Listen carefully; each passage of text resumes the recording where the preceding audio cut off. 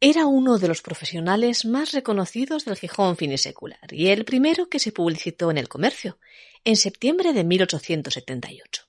Santiago Laruelo era peluquero, practicante, dentista y callista, y atendía entre el 18 de la calle Corrida y el 2 de San Bernardo. Santiago Laruelo, dentista y callista, practicante y peluquero, ofrece al público sus servicios. Limpia la dentadura, empasta y extrae muelas. Elixir odontológico, el mejor que se ha conocido a 6 reales el frasco. Acreditado maestro del corte del pelo. Aceita y peina a 1 real. Riza a lo Alfonso XII por 4 y asista a los enfermos. Cura radicalmente los callos, los ojos de perdiz, uñeros o cualquier excrescencia formada por el engrosamiento de la epidermis por medio de su tintura infalible, con premio en la Exposición Universal. Pare, señor Laruelo, que aquí de lo que hemos venido a hablar es de las vacunas.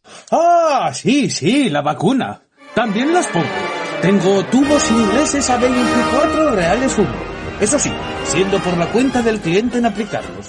No se pagan hasta que no den resultados satisfactorios, claro.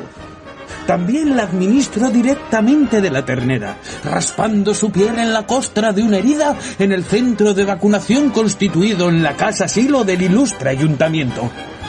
Soy el único en este pueblo que tiene real autorización para vacunar, después de los señores médicos facultativos.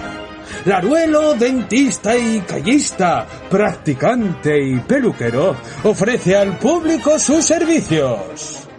La administro directamente de la ternera, nos dice el señor Laruelo. ¿No les resulta un poco raro esto? Aunque, puestos a pensar, ¿no se parece mucho la palabra vacuna a la palabra vaca?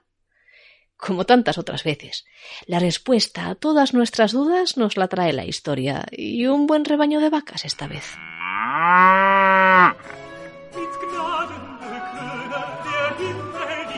Aunque no nos lo han contado así, las vacunas no solo tienen un nombre en femenino, sino también que va todo un poco asociado a la mujer. Mary Wortley Montagu trató de popularizar en la ciencia un remedio popular otomano contra la enfermedad de la viruela.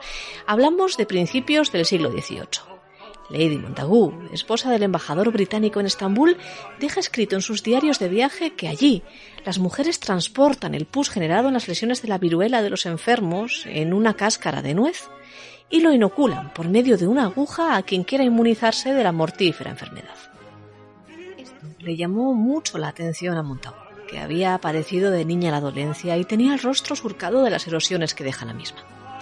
Con ella y con su ejemplo, ya que inoculó a su propio hijo con este método tradicional pero jamás descrito previamente en la literatura científica de aquellos años, llegó la llamada variolización a Europa.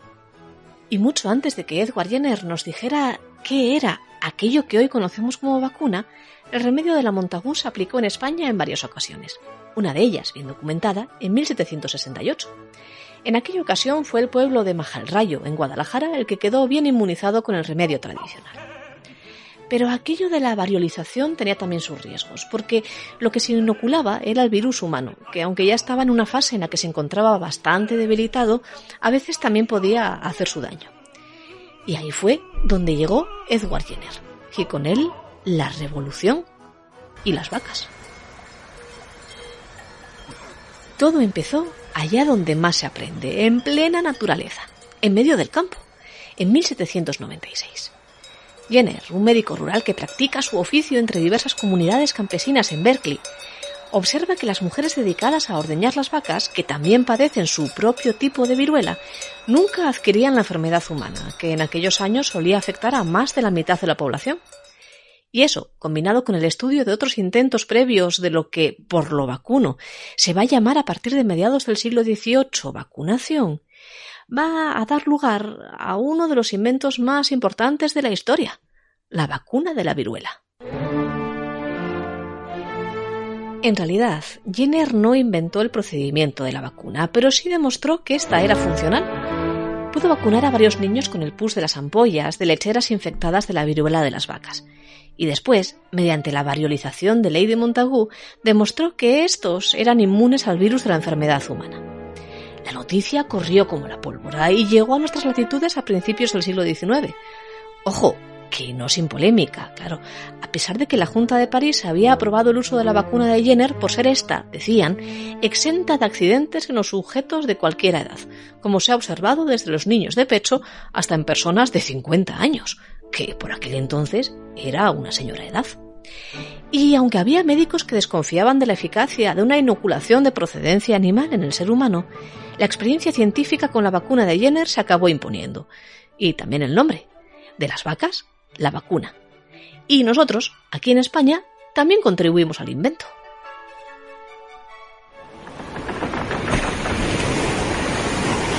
Fue por medio de la conocida como Real Expedición Filantrópica de la Vacuna, capitaneada por el médico Francisco Javier Balmis y que tuvo como objeto el llevar la vacuna a las tierras de la corona en América.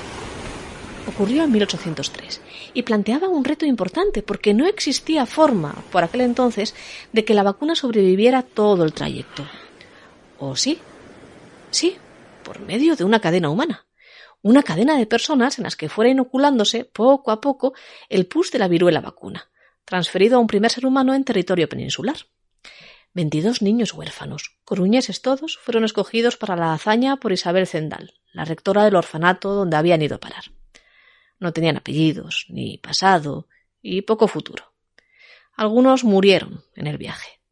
El resto se quedaron para siempre en América. Se les decía niños vacuníferos y, sin saberlo, estaban haciendo historia. Allí en América, pero también aquí. Porque en 1805, obtenida ya la experiencia necesaria en el porte de las vacunas, Carlos IV dispuso lo siguiente.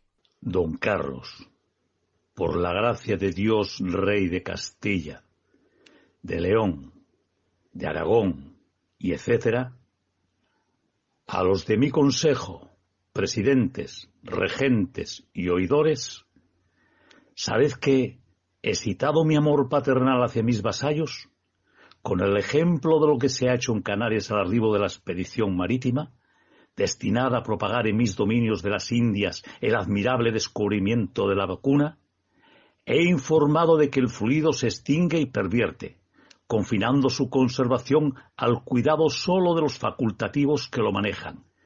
Tuve a bien resolver que todos los hospitales de las capitales de España se destine una sala para conservarlo y comunicarlo a cuantos concurran a disfrutar de este beneficio y gratuitamente a los pobres.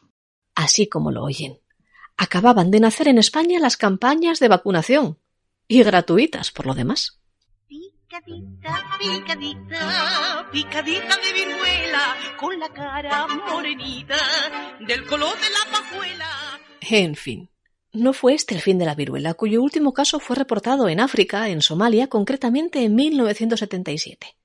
Pero sí que con la vacuna se consiguió controlar, mal que bien, una enfermedad hasta entonces mortífera, muy mortal.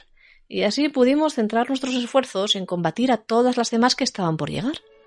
La gripe de 1918, el cólera del siglo XIX, la fiebre amarilla y otras tantas, incluida, ahora, también la infección por coronavirus. Lejos quedaban ya a finales del XIX las soflamas del Dr. Verdé, el gran enemigo de Jenner, quien aseguraba que la vacuna de la viruela predisponía a los inyectados al suicidio. A finales del siglo XIX nadie dudaba de su eficacia, y su efecto era cosa providencial.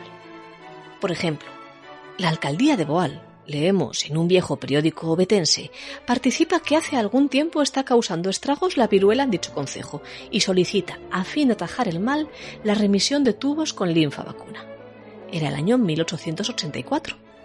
De 1880 a 1885, en Mieres, se contabilizaron 213 víctimas mortales de las viruelas, pero los expertos dicen que todas ellas eran individuos por vacunar.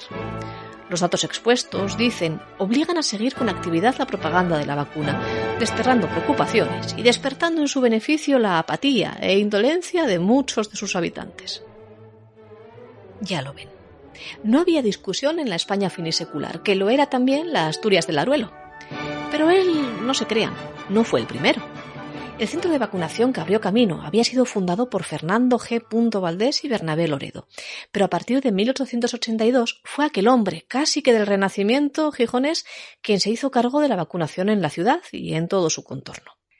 Ese año, Laruelo creó el Instituto de Gijón con linfa procedente del cowpox, es decir, la viruela de la vaca espontáneo, de una vaca originaria de Arroes, en Villaviciosa, y se administró, leemos, directamente de la ternera a los asilados del hospicio y a los pobres del concejo, con subvención de la Diputación y Ayuntamiento, y a los particulares, desde 1885. Y más que hubo en Asturias. Centros de vacunación donde primaba la linfa fresca y directa de la costra de las lesiones de las vacas, la forma más segura por aquel entonces. Es de esperar se difunda por Asturias, pues en algunos concejos la viruela es endémica, llevando al sepulcro no pocas víctimas. Así lo contó en el libro de Oviedo Fermín Canella, hace ya más de 130 años. El mundo era más seguro entonces que lo había sido antes de Jenner. Y así, poco a poco, íbamos avanzando ayer y vamos avanzando hoy.